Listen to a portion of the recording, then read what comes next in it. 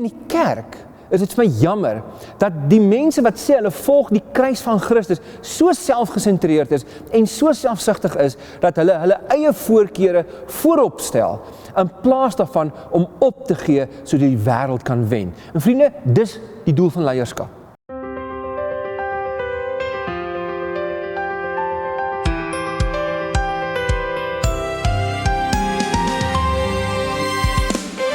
Hallo julle, ek is Rudolf Botha, dit is baie lekker om saam met julle te kuier vandag as predikante en kerkraadslede.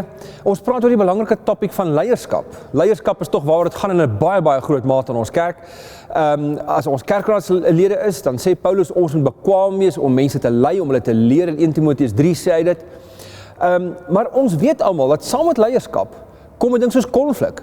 Ek gaan 'n bietjie vanoggend met julle gesels oor leierskap uit die eerste Korintiërbrief, maar voordat ons daar kom, dink net eers in die konteks van die brief. Dis die een gemeente waarmee Paulus in konflik is. Saam met leierskap kom konflik. Trouwens, ek dink die metaal van jou leierskap word juis getoets in hoe jy optree en reageer in tye van konflik. Trouwens, die vraag wat ons vir onsself moet vra is, hoe lei 'n leier of 'n groep leiers wanneer ons in die middel van 'n konfliksituasie is? Nou, ek wil hierdie kort praatjie met julle net so in 2 deel. Ek wil ten eerstens net so 'n bietjie praat oor waar kom konflik vandaan? Hoekom in leierskapssituasies kry ons konflik?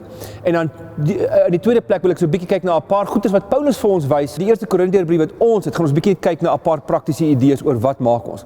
Maar dit is belangrik om dit net vir mekaar te sê. Ek kom agter as ek met leiers praat, met kerkraad, met predikante praat, dat 'n groot deel van die konflik kom uit 'n gebrek aan clarity. 'n gebrek aan clarity.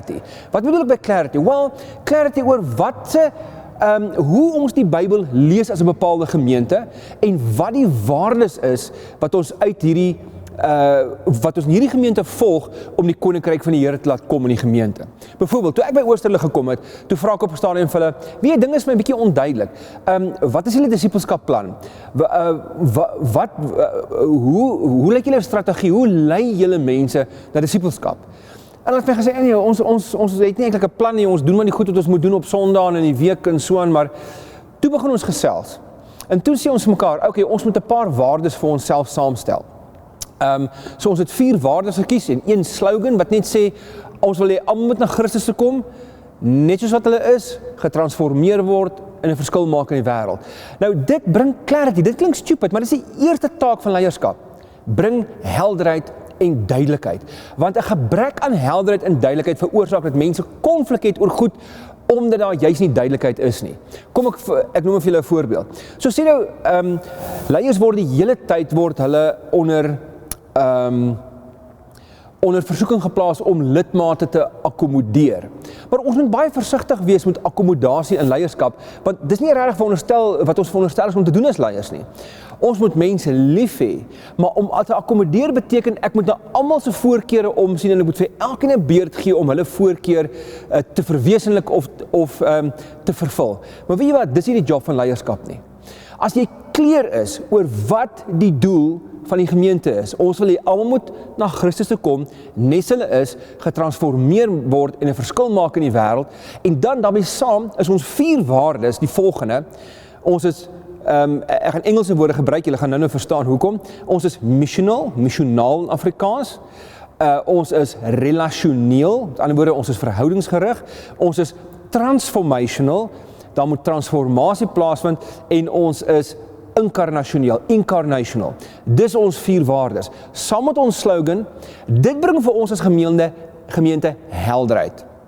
Hoekom is dit belangrik? 'n Gemeente dat sal my toe kom en sê, hoorie, maar ek wil graag hê ons moet meer dit in die gemeente doen. Dan sê ons, okay, onthou net, wat is ons slogan? Ons wil hê almal moet na Christus toe kom, nes hulle is. Dit beteken ons as bestaande lidmate moet 'n atmosfeer van gasvryheid skep vir wie? Vir mense buite. Want dis vir hulle wat ons hier so is. Ook, ons is natuurlik hier om mekaar te laat groei, maar ons groei juis terwille van mense buite. So ons is missionaal, ons is transformerend. Dit beteken transformasie moet plaasvind in elke lidmaat wat ons lei. Hoe lei ons mense dat innerlike en uiterlike transformasie kan plaasvind? Dit beteken Ons kan mekaar nie altyd akkommodeer nie. Die manier hoe ons mekaar liefhet, is om mekaar te help om so te leef dat mense na Christus toe kom, dat ons missie in die gemeente vervul, dat ons verhoudings bou met mekaar, en daarom is dit belangrik dat ons eie voorkeure opgee. So oom of tannie of broer of suster, ek kan nie nou vir jou dit gee wat jy graag wil hê nie, want ons moet kuiter daarvoor om missionaal te wees. En dit beteken, ons moet mekaar motiveer om hier in die binnekant op te gee, sodat mense buite kan wen. Want dis die eerste rede waarom konflik plaasvind, is 'n lack of clarity, 'n gebrek aan clarity. As mense byvoorbeeld, toe ons met die gemeente begin het, toe kies ons daarvoor om byvoorbeeld 'n musiekstyl te hê, wat praat met die mense buitekant, en baie mense het 'n bietjie daaroor gekla, en het gesê, maar wanneer word hulle nou geakkommodeer, wanneer hoor hulle weer die orgel, toe sê ons mekaar, okay, kom ons gaan net terug na ons waardes toe, kom ons gaan terug na ons mission toe, ons wil hê mense moet van waar af kom, van buitekant af, en ons het ook vir mekaar gesê, ons wil nie millennials in die kerk kry. Nou die millennials is enige ding op 2 bene, wat gebore is na 1981. So dis jonger mense met jong klein kindertjies, en ons het nie jong mense in die kerk gehad nie, ons het nie millennials in die kerk gehad nie, maar hulle is daar buite, en ons wil hulle hier hê, ons wil hulle aan Christus voorstel. So wat is vir hulle belangrik? Ons compromise geen waardes van die Bybel nie, glad nie, ons hou by die Bybel, ons hou by ons leerstellinge, ons hou by die belydenisskrifte, maar in ons strategie as leiers help ons die mense om missionaal te wees. Vriende, dis wat dit beteken om missionaal te wees. Leiers is custodians, rentmeesters van die missie van die Here. So ons moet lidmate help, ons almal saam moet opoffer vir mense buite. Dit beteken dat ons moet presies weet, wat is die evangelie, hoe werk die koninkryk, wat is ons opsomming daarvoor, en wat is die waardes wat ons gebruik as gemeente om uitdrukking te gee aan die koms van Jesus se koninkryk. Maar dis wat ongelooflike konflik veroorsaak, as mense nie regtig weet. Want onthou net, né, die Bybel is dik. Kyk hoe dik is hy.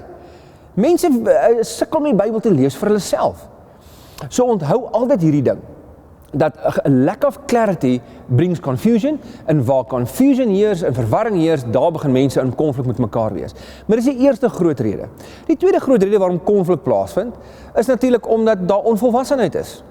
Mense is onvolwasse, en dis juis hoekom hulle voorkeure baie keer voorop stel, maar hulle kleed dit mooi geestelik in, hulle sal vir jouself 'n Bybelversie bygee, of hulle sal vir jou sê, jy weet maar, ek voel die Here lê hierdie op ons hart, maar eintlik is hulle besig om hulle eie voorkeure voorop te plaas.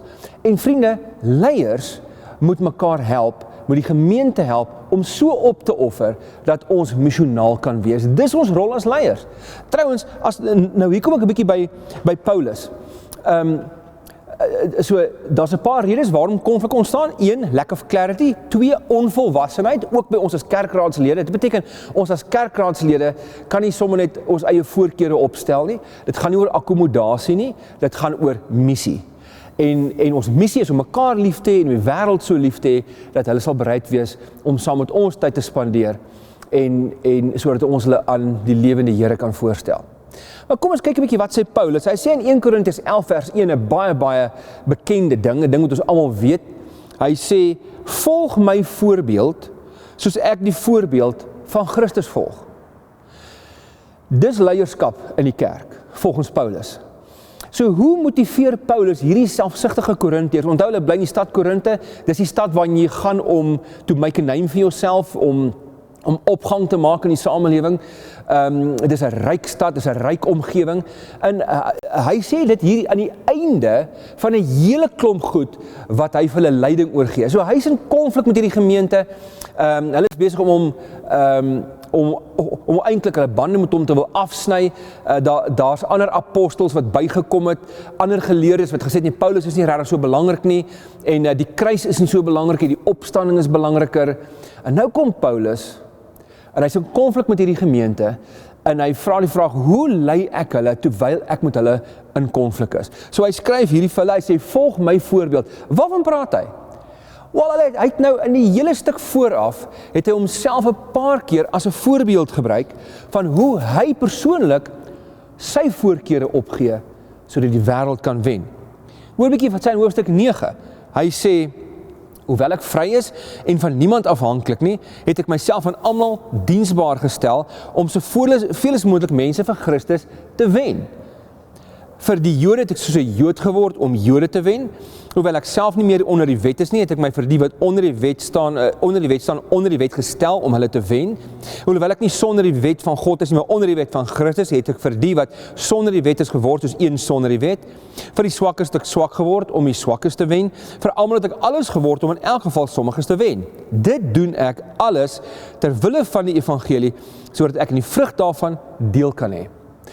Paulus gebruik die woordjie sodat 7 keer in hierdie gedeelte.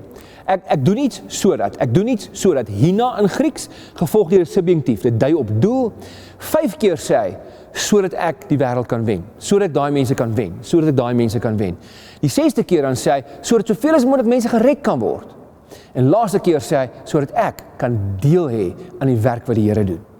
Maar wat presies praat hy van? As hy sê, ek het vir 'n Jood soos 'n Jood geword, en vir 'n Griek soos 'n Griek, en soos vir die onder die wet soos die onder die wet. Onthou nou, want Paulus het ook kulturele voorkeure gehad soos ek en jy.